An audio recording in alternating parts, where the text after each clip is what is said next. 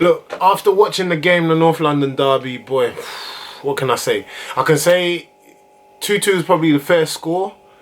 We rode our luck at times. I think we didn't start well. And with Spurs were very good in terms of they started off the game very well. The way that Poch set up his team, the fact that he put Davison Sanchez, a right back, not even centre back, and he started Alderweireld and Vertonghen across the middle, and then Danny Rose. I thought Davison Sanchez kind of contained Aubameyang on the left of the three for Arsenal for the first half. And then also on the other side, Danny Rose seemed to keep Pepe quiet. Obviously, there were still moments where Pepe was doing his thing, but they kept it very tight. So it's very difficult for us to break them down, the back line down. I just thought that we started off sloppy. You know, it didn't seem like we was there for a derby. Now, obviously, they scored their goal. I'd say like the first goal from Eriksen.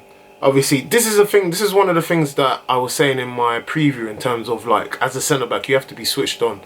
And you have to win your first challenge, you have to win your first header. If you don't start winning your headers, yeah, people get confident, or strikers are going to get confident, especially if they start getting flick-ons or knock-ons and things like that, and they're not getting any challenges. They'll think, you know what, like, I can do more. With the goal, I think, even, I don't know if it was Socrates and Guendouzi or Socrates was trying to head the ball with Harry Kane. Kane won it, flicked it on, and obviously Socrates was out of position. And then Spurs broke. As they broke, obviously, who was running? I can't remember if it was Lamela or if it was Song. One of them was running, obviously took the shot, and then it was Leno. Leno made a mistake, and that's unlike Leno for me. And he parred it off right into Eriksen's path, and obviously he tucked it away. But my thing is, look, one, you have to follow your runners. It was a number of mistakes, and that's the thing with any goal. There's always like a series of mistakes, and it's whether you can stop that. But I think the first thing, if you won the header, if Socrates won that header, that chance wouldn't have happened. But it's things like that, just little mistakes like that, or you missing an inch of a ball or something like that can lead to a goal. Second goal, obviously, we already know about Xhaka. Xhaka doing what Xhaka does. Xhaka doing what Xhaka does. Why do you have to dive? Why do you have to go to ground? Song had so much to do, but yet you still want to go to ground and give away a penalty.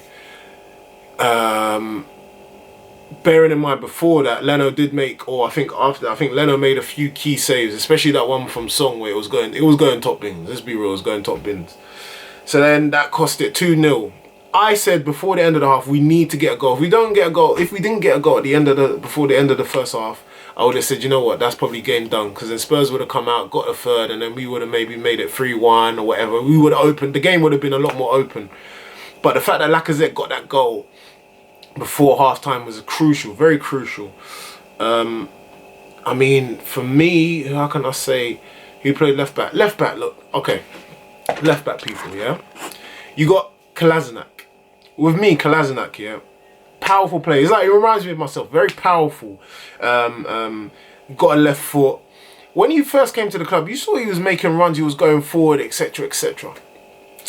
As the season has gone on, or as the time he's been here, you've seen he's a lot more reluctant to go forward. You know, I don't know if it's because as an Arsenal fan, you're used to our left backs or your Ashley Cole kind of left back. You know, where you bomb forward, you pass and move and you go.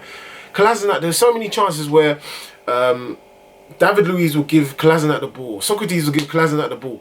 You've got acres of space. But yet you want to come back and pass it into the middle instead of driving forward. And, you know, when you look at certain left backs, I'm trying to think of decent left back, maybe Chilwell or something like that, where they get forward, they knock the ball in front of them. You know, I've always been taught, like, if you see green, run into it. You know what I mean? Knock the ball forward. Try and put pressure on their defence, but I just thought the first half especially, we didn't do that. Secondly as well, Kolasinac and his crossing, like, he wasn't crossing. I think he only put in maybe like one cross, and that one cross he was offside, and that was in the second half.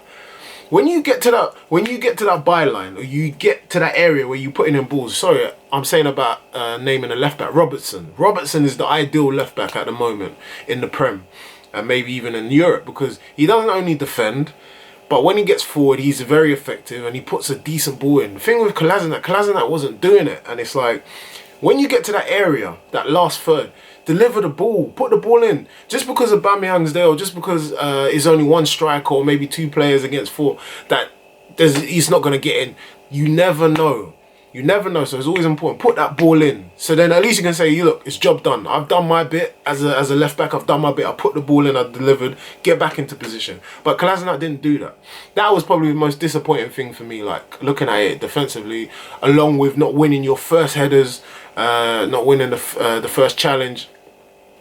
As the game got on, then we grew into a lot more. But it was annoying that we had to go 2-0 down in order for us to wake up. And obviously, like I said, with Lacazette scoring that goal, then the second half came and everything changed. The intensity changed, the tempo changed. Pepe started getting onto the ball more, started pushing Danny Rose back further, and you could see Danny Rose is having a lot more issues with Pepe. The thing is, when you see a player like Pepe, when you see a man that controls the ball with their foot under the ball, you know what I mean? Like, not even with the instep, with the foot under the ball and they roll it. You know you're in for a game. You know you're in trouble. And I just think as the game got on, Danny Rose was kind of sat more off of Pepe, because Pepe started doing different things, like as a winger, do you know what I mean? He was maybe checking his run, he's maybe dummying, dropping his shoulder, and I think Danny Rose couldn't handle it at some points. And then with Maitland-Niles, what Maitland-Niles done well was he overlapped. And also offered like a different option for Pepe. So just in case Danny Rose got to him very quickly, Pepe was able to release it or maybe play a 1-2. So that was good. Guendouzi, I say Guendouzi was like probably my man of the match yesterday. I thought he done terrific in the middle, dictated the play. Ceballos, even when he came on, he done well. And you saw like the injection of you know, like little intricate passes and driving forward, and that's what we needed. That's what the game needed. And I think in the future we need to maybe start Ceballos over having the 3 of Torreira, Guendouzi and Xhaka, because it's too defensive. It's not hard, you know what I mean? Like, you need more creativity in the middle, and I think it just lacked that.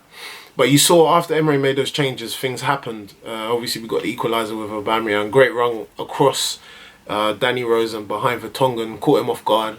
That made it 2-2. This is all I'm going to say. When it comes to diving or strikers, there's one of my pet peeves or one of my hates is when you play against a striker and then he decides to dive, or I'm hearing like people saying, he got across Socrates and he drew in the foul or whatever. I hate that. Like, you're a big man.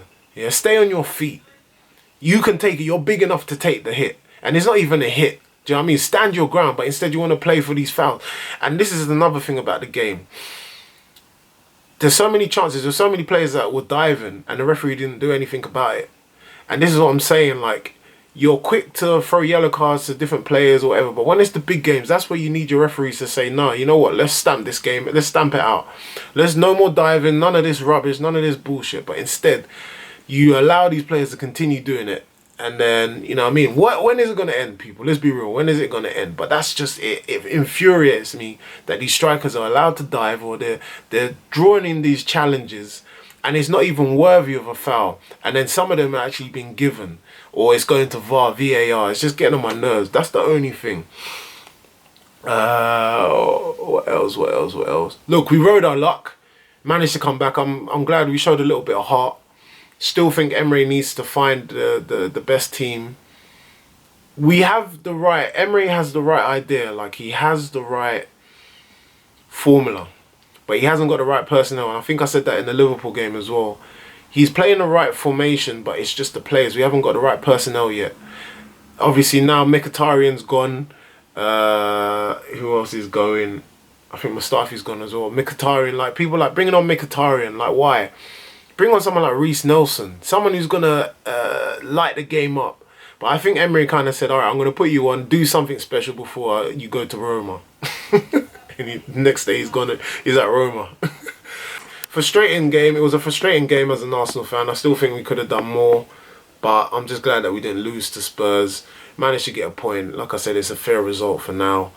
We still build on. It's the international break, so that should give us some time to recoup. Shout out to Guendouzi as well. Managed to get into the national team for France. Well done. And yeah, we just keep moving, keep plugging on. But we showed heart yesterday, and that's something that And the Emirates was lit up yesterday. The Emirates was so live yesterday. Shout out to all the fans. Guys, what can I say? Please follow me, subscribe to my channel. Thank you to all for watching first and foremost. Thank you for watching, and yeah, hopefully I'll get some more videos out. I'm gone.